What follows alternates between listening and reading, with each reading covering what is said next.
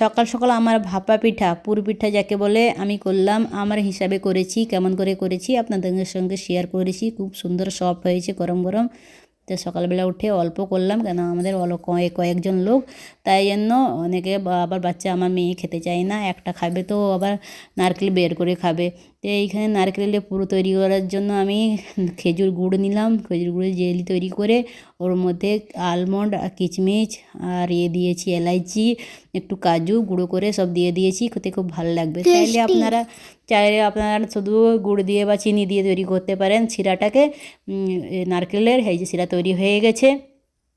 এবার আমি একটা কড়াই বসে তেল দিলাম, অল্প একটু লবণ আর অলিভ অয়েল দিয়েছি, দিয়ে নারকেল রুটির আটাটা ডোর তৈরি করে নিয়েছি।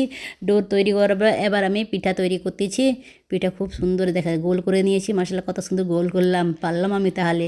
তো এই দেখেন আমি নারকেল দিয়ে দিচ্ছি, ওইটা এলাইচি দালচিনিটা তুলে ফেলে দিলাম টেস্ট আসার জন্য, এটা মুখে লাগলে খারাপ লাগবে। তো আমি 3-4 ধরনের ডিজাইন করলাম পিঠায়, আপনারা চাইলে একরকম পিঠায় ডিজাইন করতে পারেন, যে যেমন আমি 3-4 রকম ডিজাইন করেছি। পুর পিঠায়ও ডিজাইন হয় দেখেছেন। আপনারা চাইলে ছোটো বড়ো করতে পারেন, পিঠা দুধ দিয়েও খেতে পারেন। তো আমাকে দুধ দিয়ে আমাদেরকে পছন্দ নয়, তাই আমি শুকনো ভাপা পিঠা করলাম। এই যে ভাপা পিঠা ভাপা হয়ে গেছে। তো এবারে আমি একটা বাসনে ঢেলে নিব।